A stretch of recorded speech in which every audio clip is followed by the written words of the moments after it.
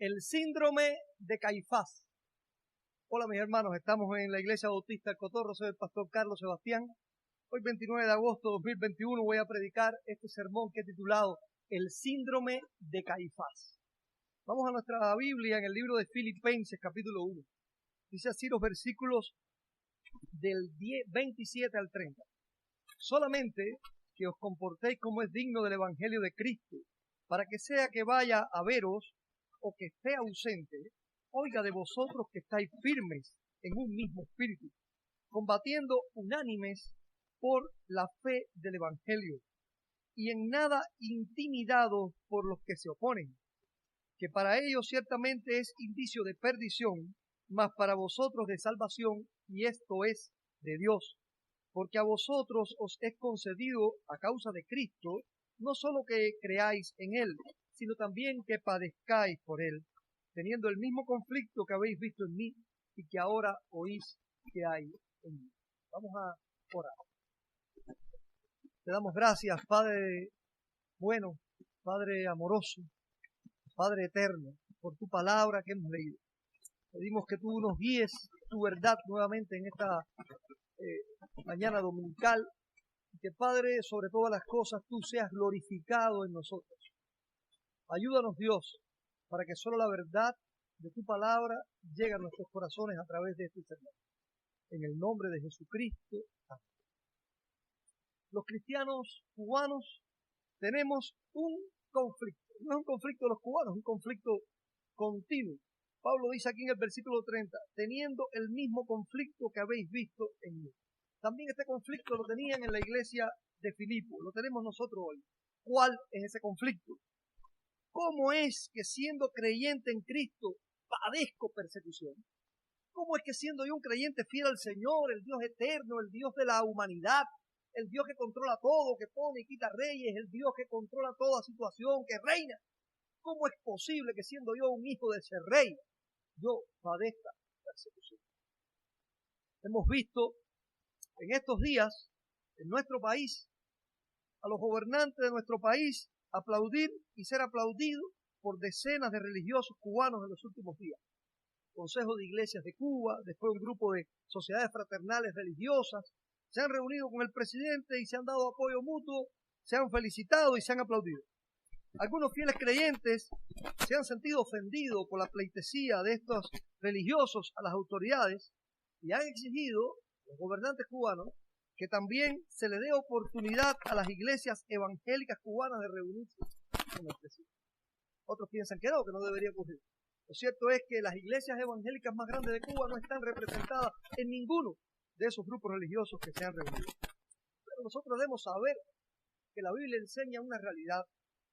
Cuando aquel rey Acab, nosotros descubrimos que a los gobernantes les gustan los profetas, que les profetizan cosas que les gusta oír, sin importar que sean falsos profetas.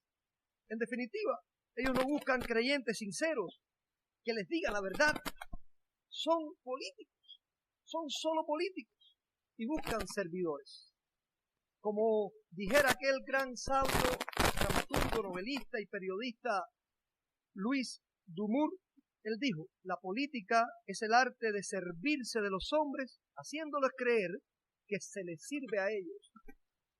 El arte de servirse de los hombres, haciéndoles creer que lo que estoy haciendo es sirviéndole a ellos. El gobierno se sirve de estos religiosos, de estas organizaciones llamadas cristianas, entre comillas, para escuchar lo que quiere que le digan. Cuando se anuncia por la prensa complaciente y servil que la iglesia cubana se ha reunido y bla, bla, bla, y la iglesia cubana apoya y bla, bla, bla, y la iglesia cubana está alineada y bla, bla, bla, como si todas las iglesias de Cuba estuvieran representadas por el Consejo de Iglesias o por esas organizaciones religiosas fraternales. Esta prensa manipula la información a sabiendas, con un propósito político. Y aclaro que las iglesias allí representadas ni siquiera suman un 5 o un 10% de la cantidad de cristianos que hay en Cuba. Y que los cristianos evangélicos cubanos que no estuvimos allí somos alrededor del 10% de la población de Cuba, que es de 11 millones de habitantes. Atención, cristianos evangélicos cubanos. Esta es una forma de persecución religiosa.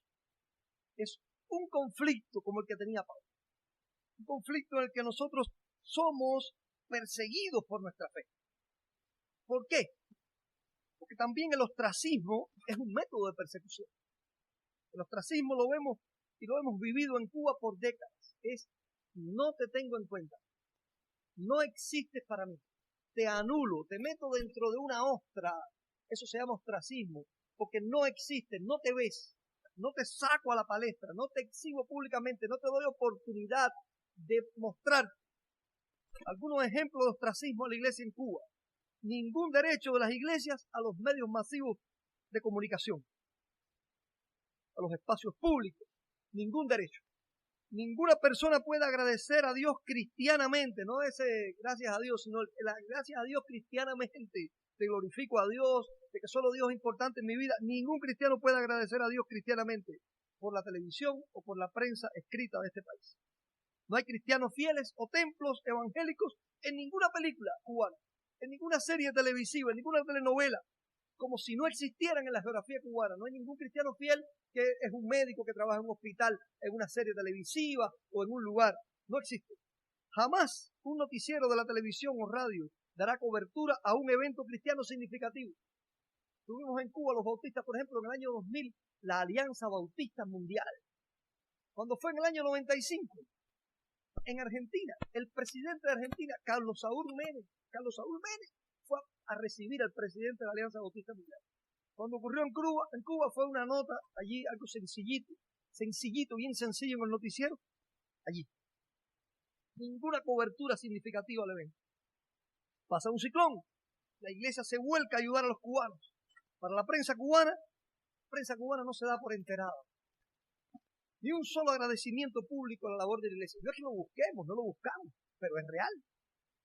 Por ejemplo, el último ciclón grande que pasó por Cuba, el Irma, en el 2017, las iglesias evangélicas, datos extraoficiales, pero que pueden ser mucho mayores, invirtieron más de $100,000 en ayudas, en dinero efectivo. Además de esto, decenas de contenedores que llegaron de ayuda humanitaria a través de las iglesias para los necesitados. Techos, alimentos, aseo. Pudimos mover cantidad de camiones, toneladas de comida para los afectados. La prensa cubana no se enteró de eso. Atención, cristianos evangélicos cubanos. Entendamos que no todos los hombres buscan la verdad, ni les interesa la verdad, ni les interesa oírla. La verdad es algo a lo que solo tienen apego los valientes, los dignos y los honestos. Algunos son tan cobardes como el hombre que tiene un dolor y no va al médico para no saber lo que tiene, porque cree que no sabiéndolo no lo tendrá. Pero es un cáncer que le puede estar comiendo por dentro, pero no quiere saberlo. Y así pasa a veces en nuestra humanidad. Pueden haber gente con pensamientos, dificultades, pero es mejor ignorarlo, porque creen que ignorándolo lo eliminan. Eso es poco apego a la verdad y deseos de enfrentar la verdad. Un hombre sin convicción no ama la verdad. Por encima de todas las cosas no está la verdad en su vida, sino su paz y provecho personal, por falso que esto pueda parecer. Aceptemos nuestra posición de perseguidos y sufrámosla con el gozo que es por causa de la verdad de Cristo. Este es un privilegio que se nos ha concedido. Hermano, es mejor sufrir por la verdad que tener privilegios por vivir en la mentira. Recuerde que la Biblia enseña que nada podemos contra la verdad, sino por la verdad. Lo que vengo a proponer a partir de este pasaje en este sermón es que se nos ha concedido el gran privilegio de la persecución como una prueba más de nuestra fidelidad a la verdad. No roguemos por ningún espacio que no nos quieran dar. No dialoguemos pidiendo un derecho que debemos recibir, rogándolo como si fuera una misericordia de hombres. Soportemos con paciencia. Tengamos la dignidad de entender que es un privilegio sufrir persecución por causa del Evangelio de Jesucristo. ¿Cómo debe vivir un cristiano en la persecución? Aquí se nos dice, el apóstol Pablo lo dice. Lo primero está allí en el versículo 27. Dios nos dice que en la persecución que os portéis como es digno del Evangelio de Cristo. Versículo 27. Solamente que os portéis como es digno del Evangelio de Cristo, para que sea que vaya a veros o que esté ausente, oiga de vosotros que estáis firmes en un mismo espíritu, combatiendo unánimes por la fe del Evangelio. Que os comportéis como es digno del Evangelio de Cristo. Miren eso. Primero, lo primero. Está bien claro para Pablo y para el Evangelio. Primero, lo primero. Lo primero es el carácter cristiano. La vida conforme al fruto del Espíritu Santo en nosotros. Eso es lo primero. Así es como tiene que vivir primeramente un cristiano. Ahí dice, digno. Que os comportéis como es digno. Esto es integridad. Viviendo de manera consecuente con lo que creemos, con lo que enseñamos, con lo que predicamos. No como algunos que en privado creen la verdad, felicitan al que predica la verdad, pero ante los opresores callan y consienten en el atropello de la verdad y en el atropello de los que sostienen la verdad contra toda adversidad. Yo he sufrido eso.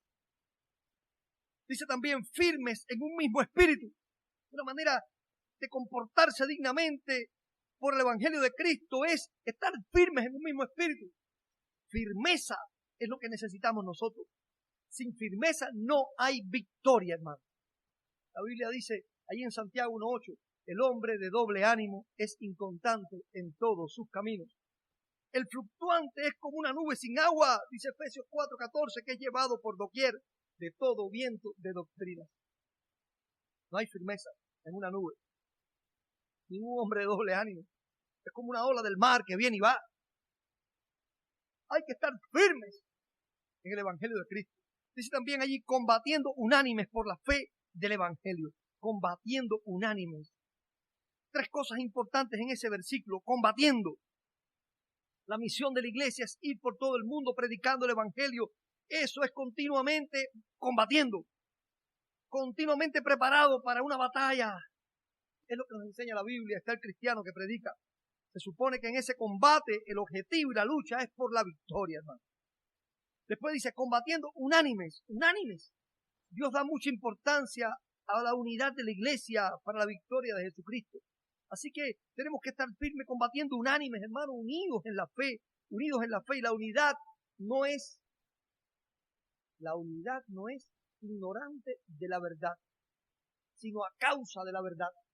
No es buscar unidad sin importar que tú defiendas una mentira y una verdad, sino unidad entre los que creemos y defendemos la verdad. Dice, unánimes.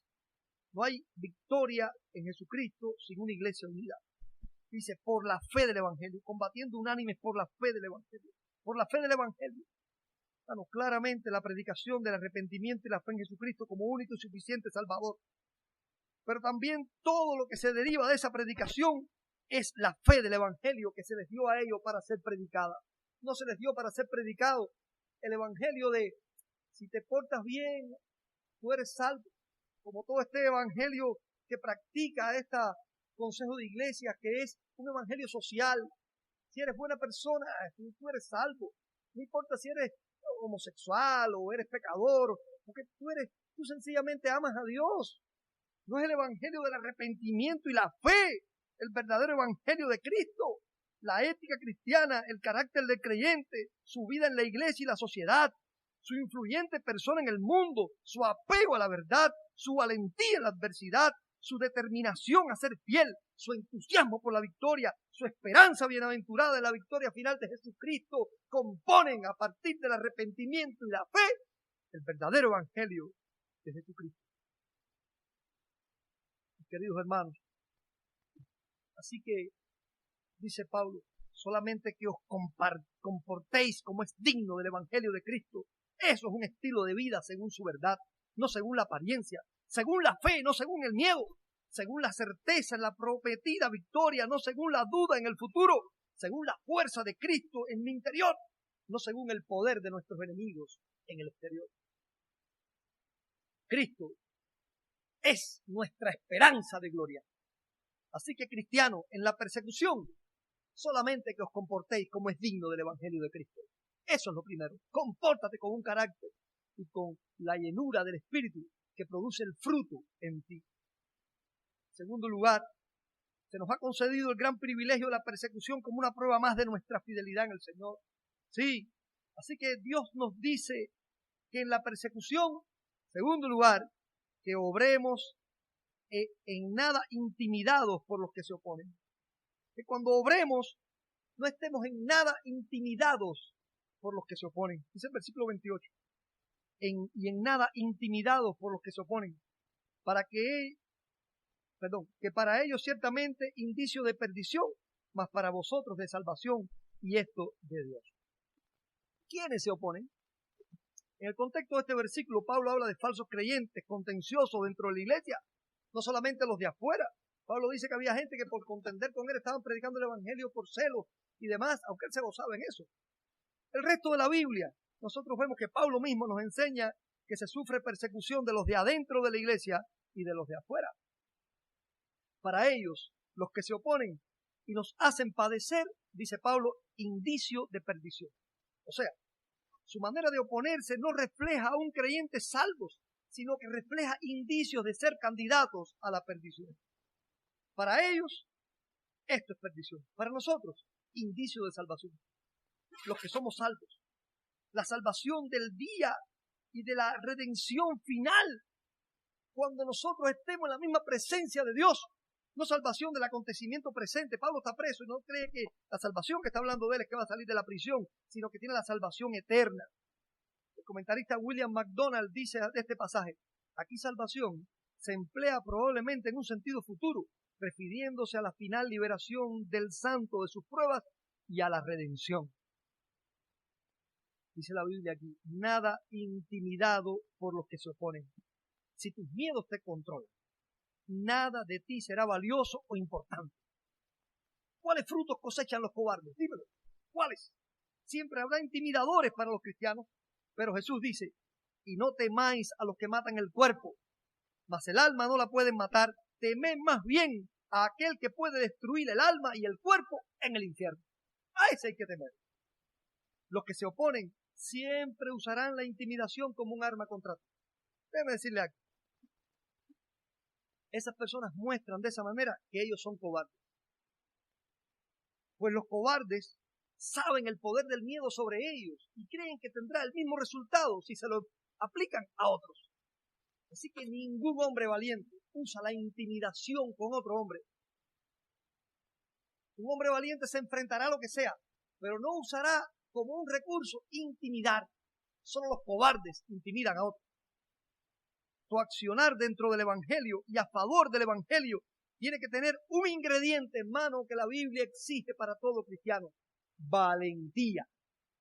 En nada intimidado por los que se oponen. Eso es una manera de enfrentar la persecución que venga de adentro y de afuera, de cualquier lugar, sobre un creyente fiel. Hermanos, se nos ha concedido el gran privilegio de la persecución como una prueba de nuestra fidelidad a la verdad. ¿Cómo puede vivir un cristiano en persecución? Ya hemos dicho, que se comporte como es digno del Evangelio de Cristo. Segundo, en nada intimidado por los que se oponen. Y tercero, debemos saber que se nos ha concedido padecer por Cristo. Tienes que conocer la verdad. El padecimiento no es algo extraño en el Evangelio, sino una concesión de Dios. Se te ha concedido padecer por Cristo. Pensemos en Pedro y Juan, que salen del concilio judío de Jerusalén.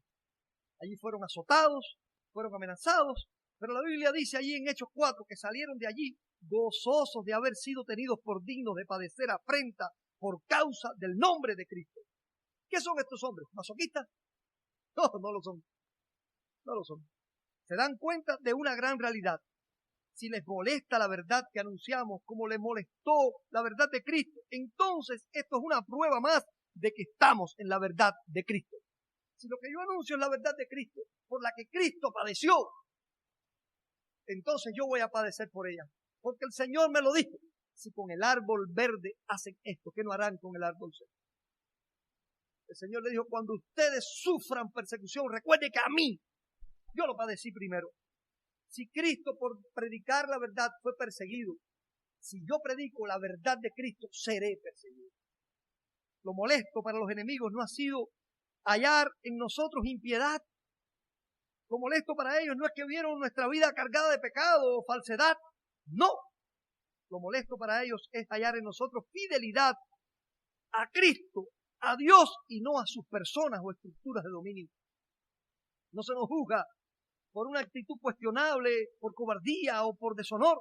No se nos excluye porque no seamos dignos, sino por nuestro apego a la verdad, por la vida de integridad, por nuestro apego al compromiso de fidelidad en Cristo y no con los hombres, porque en una reunión como esta dirían la verdad y no la quiero oír, y menos en los medios masivos de comunicación. Entonces, hermanos, si por esto hay que padecer, como cada padecimiento me habrá de proclamar y habré de proclamar como Pablo, cuando dijo en Hechos 20:24, pero de ninguna cosa hago caso, ni estimo preciosa mi vida para mí mismo, con tal que acabe mi carrera con gozo y el ministerio que recibí del Señor Jesús para dar testimonio del Evangelio de la gracia de Dios. No se cambia la verdad de Dios ni la doctrina por causa del padecimiento.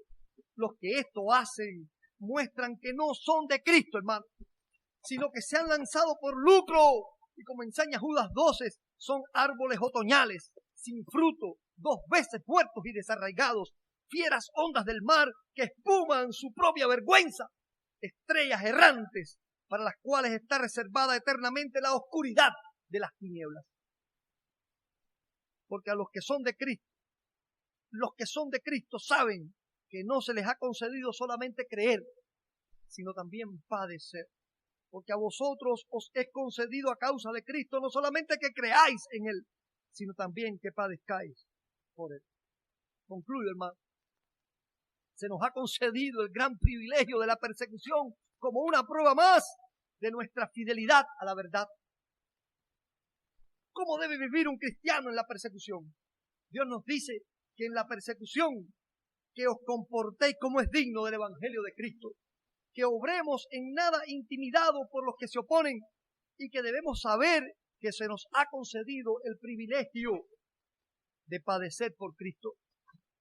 Los cristianos cubanos tenemos un conflicto como el de Pablo, hermano, como el de la iglesia de Filipo. Es el conflicto eterno del cristianismo. ¿Por qué padecen los hijos de Dios?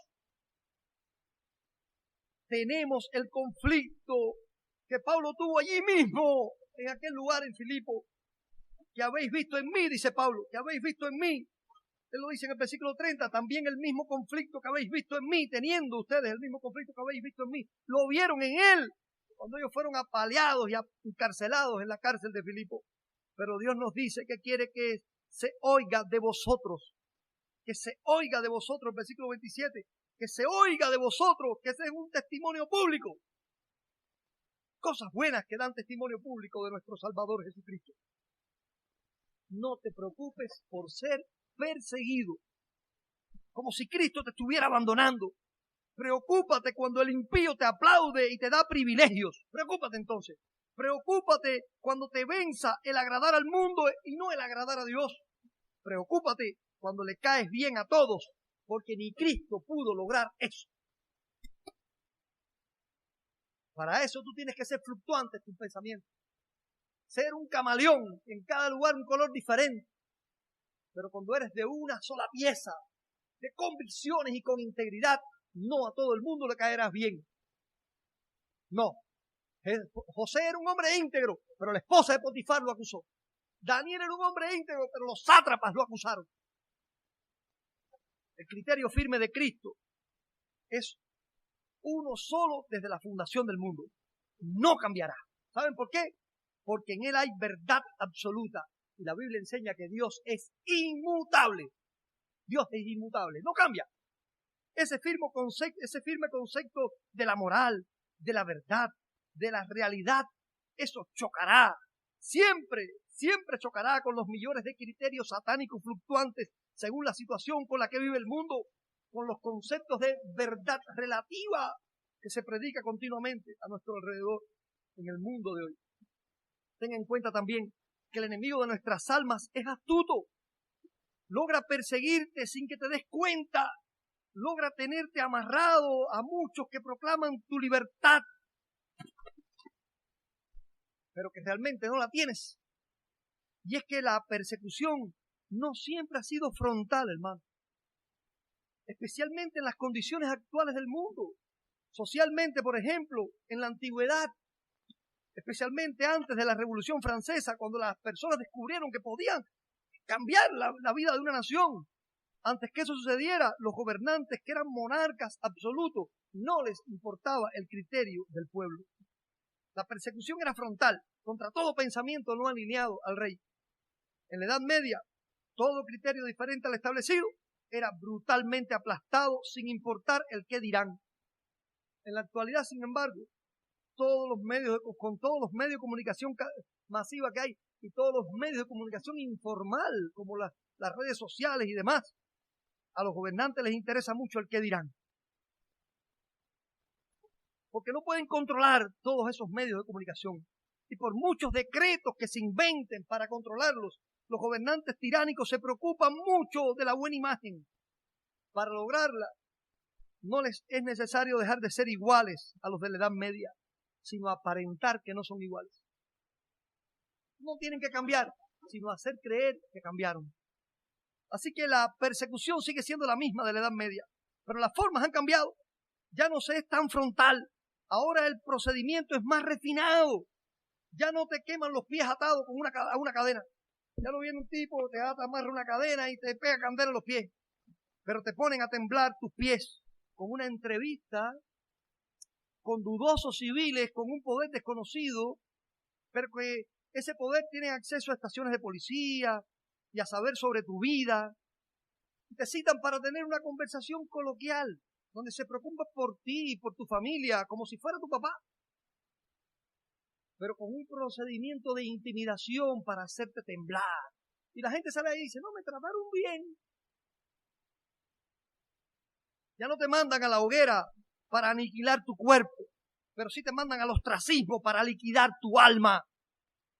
En ese ostracismo te hacen desaparecer como si las llamas te hubieran borrado el mapa.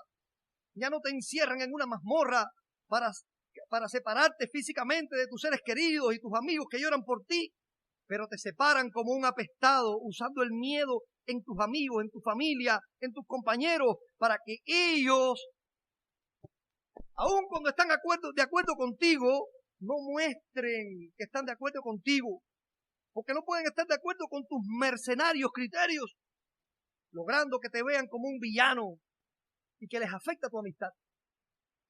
Tratan de separarte, les afecta tu amistad. Entonces muchos creyentes, fieles incluso, que te aman, que te quieren, pero se apartan de ti porque tú eres un apestado, porque relacionarse contigo les afecta delante de las autoridades.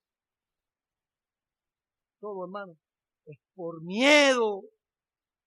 Miedo que han querido infundir en la gente sin quemarle los pies. En fin, métodos como el miedo, el premio y el castigo, el ostracismo, convertirte en apestado separándote de tus amigos y consiervos, el uso de esas guerras llamadas ahora no convencionales, en la que el propósito es destruirte, son algunos de los métodos actuales para perseguirte por tu fe y tu fidelidad a la verdad y a Dios. En Cuba tenemos el otro conflicto, la famosa pregunta irónica que yo también he sufrido. ¿Te persiguen por cristiano o por meterte en política? Ahí está la pregunta irónica, ¿no? Bueno, pero tú estás sufriendo por cristiano, por predicar el evangelio o por meterte en política. Y a la rotunda declaración que sigue a eso después, y que casi todo el mundo dice, sabios según el mundo, como decía Juan Bunyan en su libro El Peregrino, sabios según el mundo te dicen, Cristo no se metió en política. Y déjeme decirle, ese es un tema con mucha tela por donde cortar, pero partiendo de ese pensamiento, aún así, aunque usted crea que Cristo no se metió en política, no va a poder discutir que de lo que se le acusó no fue de política. A Cristo se le acusó y se le llevó a la muerte acusado de inmiscuirse en asuntos políticos. Yo también creo que Cristo no fue un político, pero su juicio fue por causas políticas. Vayamos a la Biblia. Por no ser políticamente correcto, lo persiguieron, lo apresaron y lo enjuiciaron. Cuando querían que Jesús fuera enjuiciado, lo tentaron a tomar una posición política comprometedora delante de la gente y de las autoridades. Llegaron allí y le preguntaron, ¿a quién debemos dar nuestro dinero? ¿A César o a Dios? Jesús fue contundente en su respuesta. Pero la responsabilidad de todo cristiano ante Dios y ante César fue establecida por Jesús. A cada uno lo suyo. Pero Dios primero. Si bien lo que más importaba a Dios era el corazón de la persona, lo que más importaba a César era la contribución de la persona. Por eso Dios usa la compunción del corazón para salvar con su amor. Pero César usa el temor del corazón con la intimidación para mantener un poder sobre ti. También Jesús se le acusó políticamente cuando fue traído delante de Poncio Pilato. Allí en Lucas 23 del 2 y 5, después en Juan, se dice que los fariseos dijeron a Pilato: a este hombre hemos hallado que pervierte a la nación y que prohíbe dar tributos a César, diciendo que él mismo es Cristo, un rey. Se le acusó de ser un político que estaba hablando en contra de César, prohibiendo dar tributo y que él mismo se había nombrado rey. Dijeron también los fariseos: alborota al pueblo, enseñando por toda Judea, comenzando desde Galilea hasta aquí. Si no fuera un criminal, no te lo habríamos traído, dijeron. Y por último, si a este sueltas, cuando ya Pilato quiso soltar a Jesús, los fariseos le dijeron: si a este sueltas, no eres amigo de César. Todo el que se hace rey, a César se opone. Este se está oponiendo al gobierno. Este Cristo que está aquí, este que se dice que es Jesús, el Mesías, este se opone al gobierno. Si tú lo dejas libre, tú no amas al gobierno. Porque este se opone y deberías condenarlo porque no eres tú amigo de César si lo dejas ir. Y es que los fariseos, hermanos, entendían que la verdad de Cristo, la verdad que Cristo anunciaba, les afectaba políticamente ante los romanos.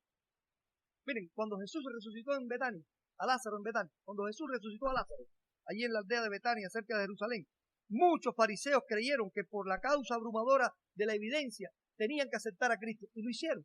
Muchos fariseos aceptaron a Cristo como Salvador.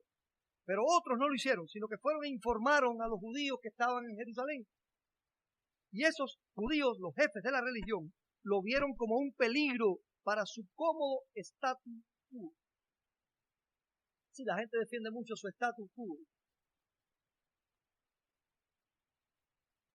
Vamos a leer en Juan capítulo 11, versículo del 47 al 53.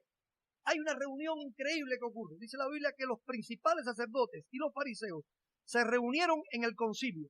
Mira, esta fue la primera vez que se reunió el concilio judío para tratar un asunto sobre la persona de Jesucristo y su predicación. 70 judíos, rabinos, los más importantes de la nación, cerebros de la nación, eruditos bíblicos del Antiguo Testamento, se reúnen allí. Lo interesante es que el tema no fue el mismo que el del pueblo que seguía a Jesucristo. Es interesante que ellos no se preocuparon como otras personas en preguntarse: ¿será este el Mesías? A pesar de que la nación estaba esperando al Mesías, esa no es la pregunta que ellos se hacen. No. Ellos están interesados en otra cosa. Su tema fue, escuchen las palabras que dice la Biblia. Dice que dijeron: ¿qué haremos? ¿Qué haremos? Allí estaba Caifás, el sumo sacerdote, escuchando aquello. Los judíos dijeron: ¿qué haremos? Y dijeron: porque este hombre hace muchas señales. Y si lo dejamos así, todos creerán en él. Y vendrán los romanos y destruirán nuestro lugar santo, el templo, y nuestra nación. ¿Qué vamos a hacer? ¿Qué vamos a hacer con Jesucristo? Este hombre hace muchas señales. Y si dejamos las cosas así, si no intervenimos pronto, si no le callamos la boca, si no lo matamos, si no lo apresamos, todos creerán en él. Y vendrán los romanos, ahí está el punto, vendrán los romanos y destruirán el lugar santo, o sea, el templo, y nuestra nación. Dice la Biblia que entonces Caifás, el sumo sacerdote, dice lo siguiente: vosotros no sabéis nada, ni pensáis qué nos conviene, que un hombre muera por el pueblo y no que la nación, toda la nación perezca. Así que, dice la Biblia, desde aquel día acordaron matarle. Increíble, hermano, la mentalidad del sumo sacerdote Caifás. Su miedo a los romanos condiciona su pensamiento religioso. Destruye toda inclinación a la búsqueda de la verdad en la predicación y vida de Jesucristo. Él se detiene solo a pensar en lo que nos conviene, en que no vengan los romanos, en mantener su status quo como sumo sacerdote y de la religión, porque lo más importante ahora es que los romanos nos han permitido ser religiosos aquí, no han tocado el templo, nos han permitido seguir siendo sumos sacerdotes. Así que él quiere mantener su statu quo, miserable statu quo. Un miserable statu quo que tenían desde que eran gobernados por los romanos, pero ellos prefieren eso. Ni un pensamiento religioso en el debate de un concilio judío, hermano. Ni una reflexión sobre las posibles verdades en la predicación de Jesús. Ni una sola consideración a la fe nacional judía en la venida del Mesías. Lo más importante para ellos era mantener nuestra estructura religiosa y no perder el privilegio y no enfadar al rey. No enfadar al rey. ¿Saben cómo llamo yo a eso? El título que di este sermón. Yo lo llamo el síndrome de Caifás. Es algo que he pensado y se me ocurrió. Lo voy a llamar el síndrome de Caifás. Esto es cuando por miedo a los gobernantes o a los religiosos les interesa más, cuando por miedo a los gobernantes, a los religiosos les interesa más mantener el statu quo que el apego a la verdad. Cuando traicionan a Cristo por defender sus paupérrimos privilegios y como perros mueven la cola conformes con cualquier migaja. Cuando justifican su pusilánime actitud condenando a los que se levantan por la verdad y con la verdad. Triste, muy triste. Pero tenemos hoy en Cuba a muchos religiosos con el síndrome de Caifás. En esta forma de pensamiento, Caifás convenció al concilio judío. Con este síndrome de Caifás, los fariseos convencieron al pueblo para pedir la muerte de Cristo, aunque para pedirla tuvieran que aceptar la libertad de un homicida y sedicioso como Barrabás. ¿Cuál fue el fruto? Mataron al autor de la vida y de su salvación. La iglesia no pudo ser detenida, pues desde la catacumba la iglesia se levantó y destruyó al imperio romano. Y por último, hermano, el lugar santo que ellos tanto querían proteger, el templo, fue destruido por los romanos en el año 70 durante la rebelión. ¿De sabe quiénes? De los partidarios de Barrabás. Y nunca más ha vuelto a ser construido. Hermano, para los religiosos cubanos que padecen el síndrome de Caifás, lo primordial no es la verdad, sino hasta dónde la verdad afecta a nuestro status quo delante de los gobernantes, a quienes no queremos ofender, para no perder nuestros paupérrimos privilegios. ¿Cuáles son estos privilegios? A saber, no impedimento para viajar al extranjero, no regularte, que no te regulen o que te quiten la regulación. Permiso para reconstruir viejos templos, teniendo que pagar los materiales como si fueran de oro. Traer extranjeros a mi iglesia, entrar con contenedores de ayuda, no ser citado nunca por seguridad del Estado. Cristiano cubano, despierta, cuídate de padecer el síndrome de Caifás. Usa el nasobuco de la verdad para que no te entre ese virus. Y si ya fuiste infectado del síndrome de Caifás, debes saber que en Dios hay siempre segundas oportunidades y nuevos comienzos. Si mirándote a ti mismo te das cuenta que tú padeces ese síndrome de Caifás, que por quedar bien, por no perder tu status quo, por mantenerte sin ser amenazado, porque no te lleven, porque no te persigan, porque no te limiten, tú eres correctamente en tu proceder, aunque la verdad quede a un lado, todavía puedes cambiar eso. Cualquiera cae en esa trampa, pero Dios es más poderoso y siempre se saca hombres fieles de donde quiera. Miren, posiblemente, dentro de aquel concilio judío, donde tramaron aquel asunto, donde fueron convencidos por el síndrome de Caifás, posiblemente allí estaban 3 hombres interesantes en la historia de la Biblia: José de Arimatea, Nicodemo y Saulo de Tarso. No tenemos seguridad, pero posiblemente. No todos los que son presionados por las circunstancias mantienen todo el tiempo el status quo cobarde para callar la mente y dejar que duela tanto el corazón. En algún momento, el alto sacrificio amoroso de Dios puede sacar lo mejor de un hombre sincero y llevarlo a un plano de fidelidad que ni él mismo pensó que sería tan valiente para dar un paso así. con el alto testimonio de amor de Dios por la muerte de Jesucristo en la cruz, Jesús cambió la historia de esos 3 hombres. Y vemos allí, después de la muerte de Cristo en la cruz, vemos salir a un José de Arimatea de la timidez. Y lo vemos enfrentar a Poncio Pilato y dar su propia tumba familiar para dar correcta sepultura a su Señor en el que ha creído. Vemos que Dios logra sacar a Nicodemo de la cobertura de la noche donde se escondía para dar testimonio público y venir al Gólgota donde está crucificado Cristo y trae allí para su sepultura, dice la Biblia, que 100 libras de mirra y aloes, y con ellos prepara el cuerpo del Señor para la sepultura ante todo el mundo. Vemos al Señor sacar a Saulo de Tarso de la pasión febrícula desenfrenada del síndrome de Caifás contra los hijos de Cristo, al más grande teólogo, misionero y predicador cristiano de todos los tiempos. En eso convirtió Dios al apóstol Pablo, el hombre que padeció el síndrome de Caifás. ¡Qué grande eres, Dios! ¡Qué grande eres, Dios de Abraham! Dios de los cubanos. Cristiano cubano, ¡despierta!